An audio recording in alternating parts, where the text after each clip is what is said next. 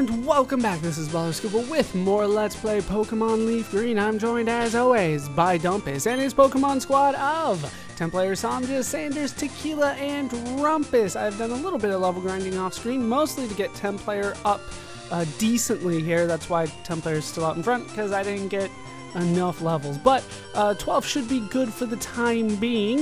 You can see that Tequila got a few levels as well. I'm not entirely sure why I did that, but I did. Sure. Rumpus is up to 14, Samja's up to 16, I think Sanders is the same. And when we last left off, I got too distracted by the fact that 10 player is naughty by nature to really kind of go over some of the other things I wanted to talk about with Jigglypuff. But as a result of the move of the grinding that I have done, we have learned the move Pound, which is good to have a Pokemon that, you know, does damage instead of just sings and then nothing. I did want to say that Jigglypuff is the first Pokemon that we have caught that does not level up based on, or sorry, does not evolve based on leveling up. With everyone else in our party, all we need to do is get them to the proper level and they'll start trying to evolve. In fact, Samja already reached that level, but I canceled it. I'll be showing that off eventually, probably the next level up that any of these people get. 10 player, however, only evolves with the introduction of a stone. I don't want to spoil which stone it is, but we are at Mount Moon after all. One of the good things about Jigglypuff, though, is that Jigglypuff can use pretty much any, well, not any, but it can use a wide variety of TMs and HMs, which we've gone over before. We'll teach 10 player a move. You can learn a lot of them. Okay, so I'm kind of scared of this area. This is Mount Moon Tunnel entrance. The reason I'm scared of this area is because there's no grass in this area. The entire place is a dungeon. So let's head in and see what first Pokemon I could possibly catch here. For those of you that have played the game before, you already know what the Pokemon that I'm going to be catching here is. For those of you that haven't played the game before, it's going to be a Zubat. Almost guaranteed that my first Pokemon encounter here will be a Zubat. Yeah, they have an 80% chance of showing up here. Yeah, it's only 80. You would assume it's more based on what I have done here. The other Pokemon that you can get here are Geodude, which shows up relatively often. I think it's like 15%. Yeah, as you can see, Zubat's not a good Pokemon. Can I pound it to death? Close. All right, let's go ahead and try to sing it away. Zubat is a poison flying type, which is not a very good type, but because it's still early in the game, I don't have anything to counter that type just yet. Oh, it does have Astonish. That is a ghost move, so yeah, that's kind of weird that they would give it to Zubat, but whatever. Hey, there you go. It is asleep. That means we have a better chance of catching it. Astonish does not affect normal type Pokemon. 10 player is normal. So let's go ahead and throw a Pokeball at what will hopefully be our new Zubat. We will see, though. We will see. The other Pokemon that you can catch here are Paris, which sucks. Don't even bother. And Clefairy, which is very similar to Jigglypuff here. I don't even know which one's better. They're not particularly that great either way, but we did catch a Zubat. Can you tell my enthusiasm with it? It is a bat Pokemon. It is a lot taller than I imagined, actually. It forms colonies in perpetually dark places and uses ultrasonic waves to identify and approach targets. Will I give a nickname to Zubat? You're damn right I will. As suggested by Insanity Force and seconded by Bean Kingdom, this is going to be Bebo. Bebo's not going to be my favorite Pokemon, but like I said, oh god. Any guesses what we're gonna fight here? It's another Zubat. This one's better than mine too. But before I look at Bebo, what I really want to do is head down here and get me TM09 Bullet Seed. Let's put that in the case and then try to get out of here before I encounter yet another Zubat. Oh no, it's a Geodude. What do you know?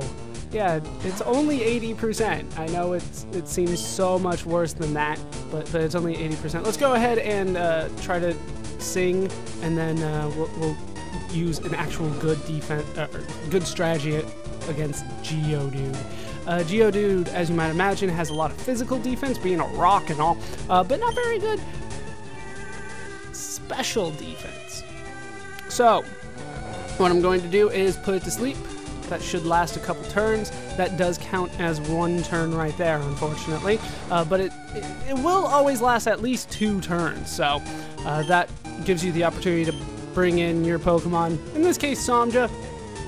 Samja has a way of dealing damage to it. Oh, by the way, whatever status you have on your Pokemon and whatever HP that you have on the Pokemon, when you catch it, that's how you get it when it's in your party. It also goes to, well, if I were to catch another one, it would go into the box in the PC, and it would be the same way. I'd have to heal it, which we will do. But first, Samja, could you take care of this Geodude for me? If I could have caught a Geodude, that would have been fantastic, but, you know, with only a 15% chance of it showing up, I didn't really have high expectations. Vine Whip should be more than enough to take out the Geodude here. It is super effective after all, and down it goes. And as you can see, we split the experience evenly. Not that it really does all that much. And let's get out of here before I fight more Zubats. So this area here is going to be quite long. I will have to leave and come back, I'm sure of it. But since most of the time I will be up against Zubats, it shouldn't be too difficult. The problem is that I just don't have any Pokemon types that are good against poison flying. But it's time to heal. Let's take a look at our new Pokemon. I did try to level it up a bit, but this is not a good area for Bebo at all. So we are going to postpone leveling. I only got up to level 9 on Bebo. That's not very good considering that Bebo started actually at level 8. I thought it was level 7, but no, it was level 8. So Bebo is a timid Pokemon apparently.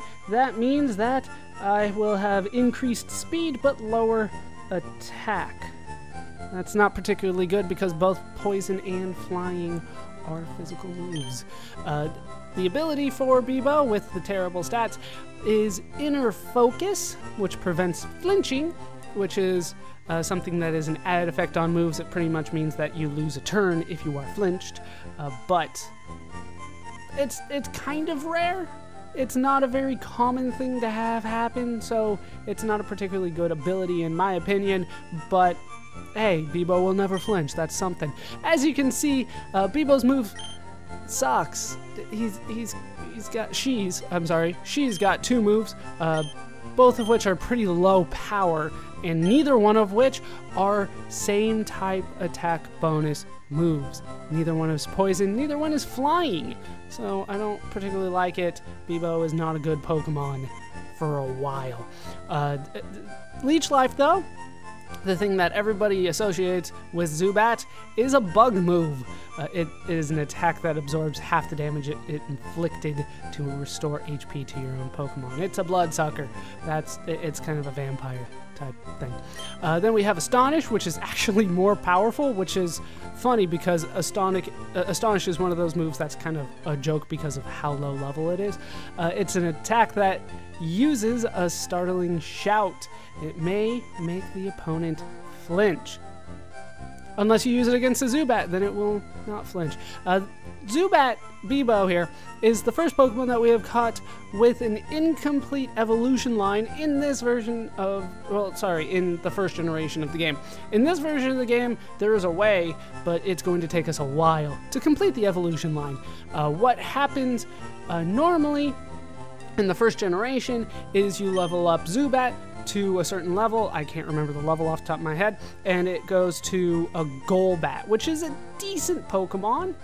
It's not fantastic. It's not a particularly good type, poison flying, but it's okay. It's got some decent stats, some okay moves, but they had to make it better.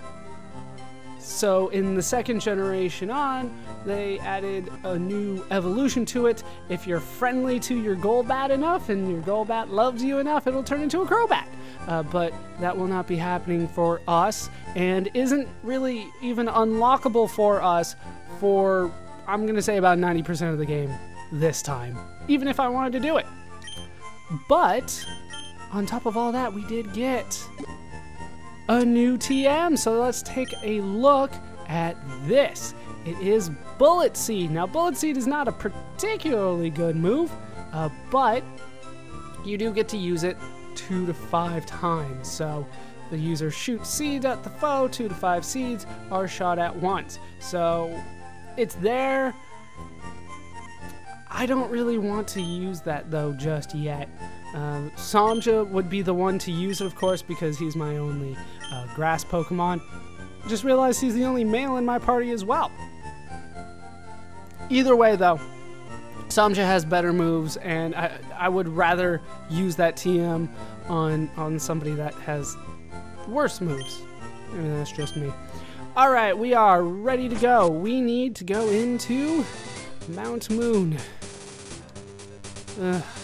So this place, it's not my favorite place. It's the first place that I'm kind of worried about that I could possibly lose a little bit in. I think we want to go left first as I find more zubats. More zubats. Let's continue to the left and get in a fight with, is that another bug catcher? Suspicious men are in the cave. What about you? I am a very suspicious man because I'm pretending to be a 10-year-old boy. Bug catcher Kent would like to battle. He's going to send out his Weedle.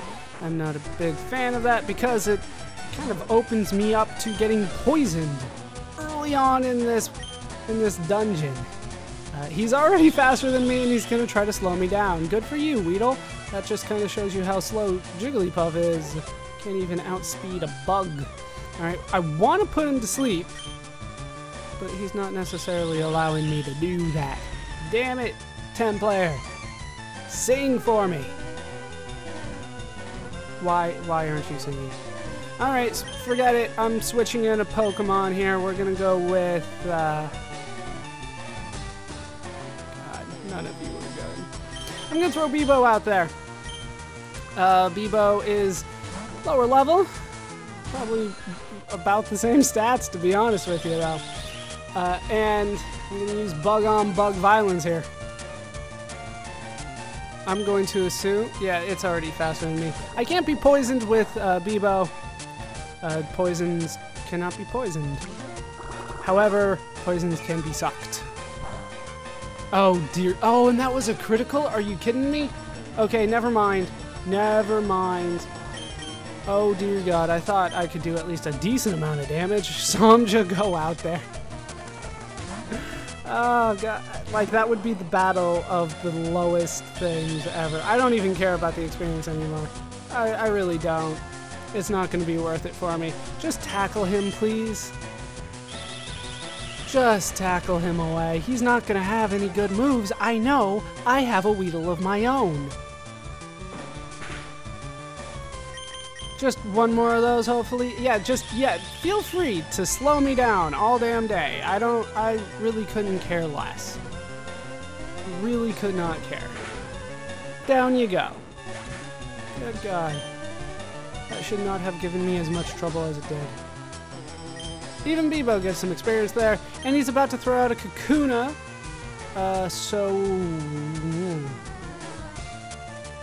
No, we'll leave Samja in there for the Kakuna.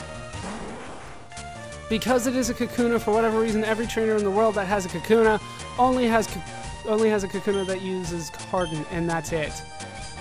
Are you? Oh, I was about to say you're faster than me. Well, yeah, he's been using String Shot on me all day. Please do a good. Oh, God. Okay, who's got a special move? Nobody.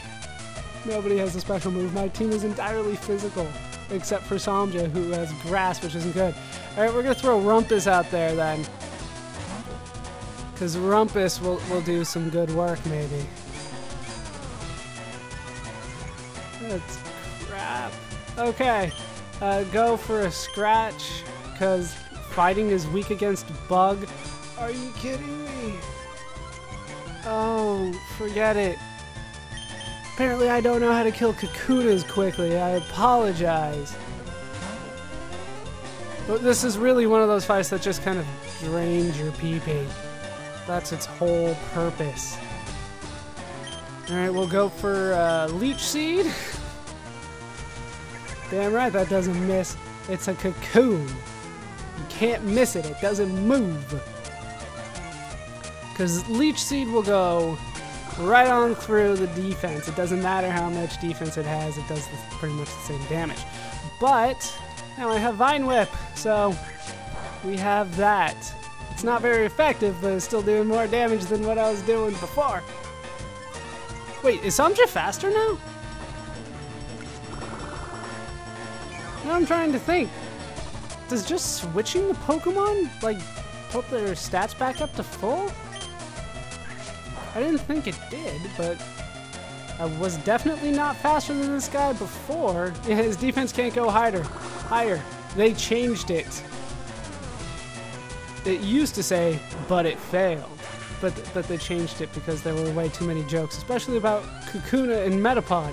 They, you know, especially if you named it like Penis. Penis used Harden, but it failed. It was too easy, so Pokemon had to get rid of it. You got me. It wasn't difficult. Give me whatever money you have, which is less than half of what the other girl gave me. But if we have... Oh, we haven't done the other girl, have we? No, we haven't. Let's go fight the other girl. Spoiler alert. This is a girl. She wants to fight. Beware, Zubat is a bloodsucker. What? I'm waiting for my friends to find me here. Yeah, I had to do this a little bit before.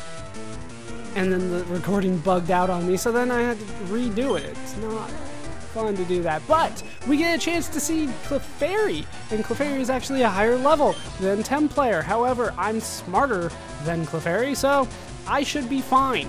Clefairy is very similar to Jigglypuff. It's a normal type in this game. I assume... Ooh, double slap.